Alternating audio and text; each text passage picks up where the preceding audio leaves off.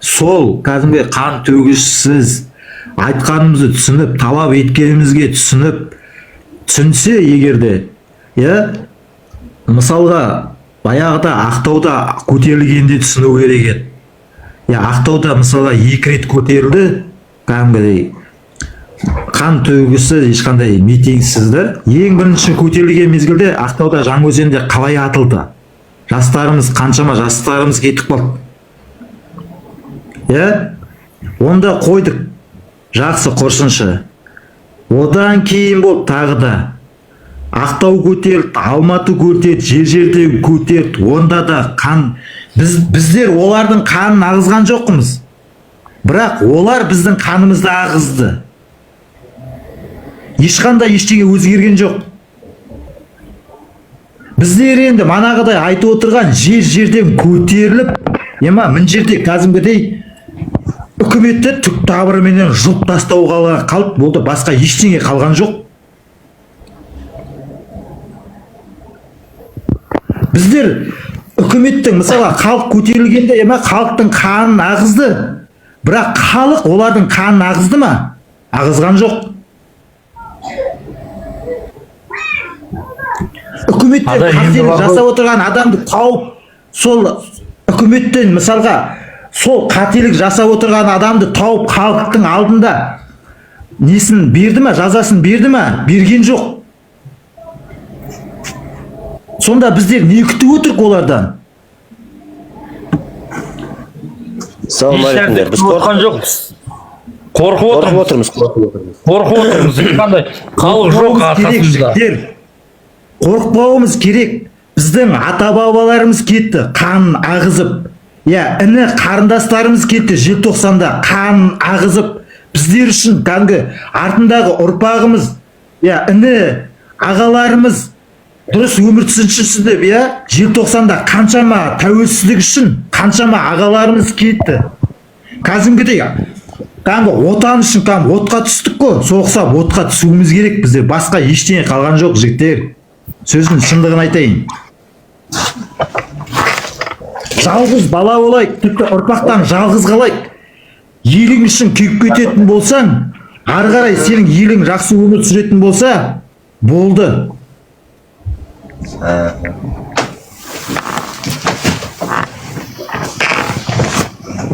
Дұрыс қой, ол үшін бірлік керек қой, бауыр. Жәнеге айтып отыр ғой, халық жаппай. Айта бергеннен ештеңе өзгермейді. Шындыққа келгенде аузымыз керек. Адай, қателесесің. Айта бергеннен еш нәрсе өзгермейді емес. Міне ағам айтып отыр ғой, 2 айдың ішінде келдім деп. Мен мысалға 1 жылдың ішінде келдім. Міне осылай келіп жатырық қой, әсте. Келіп отырмыз ғой. Айта бергеннен еш нәрсе өзгермейді емес. Айта бергеннен айта бересің. Ел қосылады біздің қатарымызға. Ассалаумалейкум. Былай ғой, біреулерді оятасын, ол ұйықтап кетіп жатады. Жаңадан біреу тұрады. Сөйтіп мынау бір-бірімен байланыс, связь дейді орыстар. Сондай болмағаннан кейін оянған адам ұйықтап кетеді да, жаңадан біреуді оятасын, ол оянғанша ол ұйықтап кетеді. Көрдің ба, бірлік болмай жатыр. Жоқ, былай не етпеңдер. Мен сені осы тиктокқа қосылғалы, мен сені тыңдап келе жатырмын да. Басында сені тыңдадым, ештеңе өзгермей жатыр да, шығып жатыр. Мен алдында Алматыда болған оқиғадан бері қарай, оның алдында тыңдайтын едім да. Тыңдаймыз. Қараңдар енді. Есімізді қондамыз. Сөз бөліп тастадыңдар ғой. Міне. Біреу оянады, екіншісі ұйықтап жатыр. Бұл жерде уже оятып, сайнесіз сауат деген уже қара тыңдандар, қою керек уже. Айта беріңдер, жарайды енді оған акцент қоймау керек та. Оянған адам уже жетеді, 30 жылда оянды. Ал сен қалған теккілеп, көтінен тепсең де оята алмайсың уже. Олар өйткені ояу, бірақ қорқады. Бұл жерде сонда не істеу керек? Победный планға жұмыс жасау керек уже. Мен көбіне предлагать еттім, көбісі қолдамайды, өйткені қорқып отыр бәрі. Ответственным мойнына алғысы келмейді ешкімді. А вдруг деп отыр бәрі. Ал қара, 5000 жігіт пен қыздар 30 миллион адамның ішінен шықпай ма? Февраль айында, январдан бастап қатты қымбатшылық болады, доллар көтеріледі, бензин көтеріледі. Халықтың міне шырқау шеңіне жетеді қымбатшылықтың. Әбден тозған, нервісі біткен адамдар. Егер осыны біз оппозиция болғаннан кейін каждый халықтың настроениесімен жұмыс жасауымыз керек біз. Көрдіңдер ма? Біз ораңдатып 5-6-ымыз шығып кетсек, халық ілеспейді. Значит, халықты күттік қой. Міне халықтың жарылатын кезі февраль айы. Халықтың настроениесі деген сол кезде 3000-4000 жігіт только экономический проблемамен Тоқаев кеттемей қой, парламент кеттемей қой. Пока адам жиналғанша әлеуметтік мәселемен шығып, ал сен біреу айтады ұстабасаға айтамыз. Міне көрдің ба? Сондай бізде қазақтарда былай ғой, біз жаман әдет қой. Алдын ала біз қорқынышқа нетеміз да, бүйтіп тасаға айтады. Егер сөйткен жағдайда, мен шықтым, жұмыс тауып бер мағанна. Балаларым аш. Сонда полиция сен тергеп отырған не дейді? Действительно аш қой балалары. Олар да ойланады ғой. Көрдің ба? Сондықтан әлеуметтік мәселені алға қойып отырып, 100 мың жиналған кезде уже Тоқаев кеттеуге болады. Ол үшін 30 миллион халықтың ішінен 3000 жігіт қыз таппай отырмыз ғой, міне қанша болды. TikTokта сарнайды. Жазылшы маған, мен сен Телеграмға қосам, жинап атым жігіт қыздарды десең, фук етіп секіреді. Көрдіңдер ма? Ондай возможность болмай тұр ғой. Ал сендер мынаны кашаны пісіре берейік. Оны жейтін адам жоқ. Ертең сасып кетеді ғой, мынаның бәрі айтқандардың бәрі. Озылып кетеді ғой. Сен білмейсің, анда кім отыр, мұнда кім отыр, білмейміз. Бәрі айтады, аха. Көрдің ба, батырлар, действительно, қыз жігіттер, мысалы, шығатын әр кезде естерінде болсын, халықтың бәрі Қытаймен соғысты, Орыспен соғысты, бәрі қыл шабып шығып кеткен жоқ, естерінде болсын. Ішінен батырлар шыққан, бастап. Халық қолдап шыққан, міне артынан. Міне сондай уже победный планға жұмыс жасау керек. Атак мен осы февральдан кешіксек, январь-февральдан бітті, халықтың ертең аша күрегін сайлап, соқасын дайындап кетеді тіршілікке. Енді аш қалмау керек қой.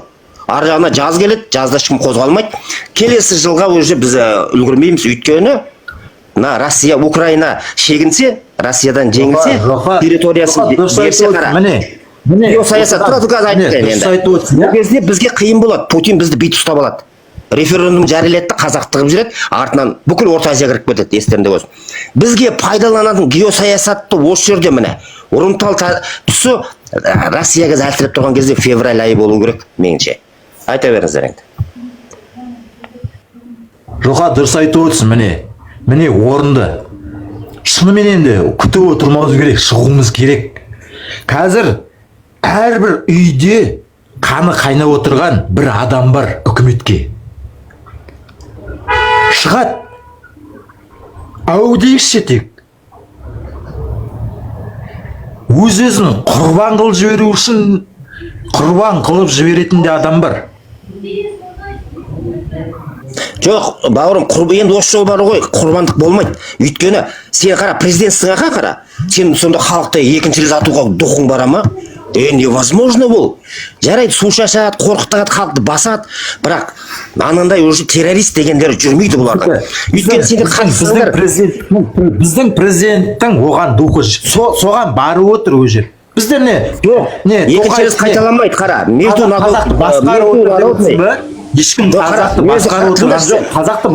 народный договорлар бар. Поправамчылық қол қойылған. Европарламентте сөйлеп жатыр қазір, бәр жерде айтып жатыр. Террорист жоқ, тауып бере алған жоқ. Енді бұлар ондай сылтау таба алмайды. Только сендер егер қатыссаңдар, бүкіл план жазулы. Неужели сендер көрмей жүрсіңдер стримді? Қалай шығу керек, қалай провокатор тоқтату керек? Болды, одан артық ойланатын ештеңе жоқ ағайындар. Только шығу керек әлеуметтік мәселемен, ар жағын көреміз тағы да солай болу керек.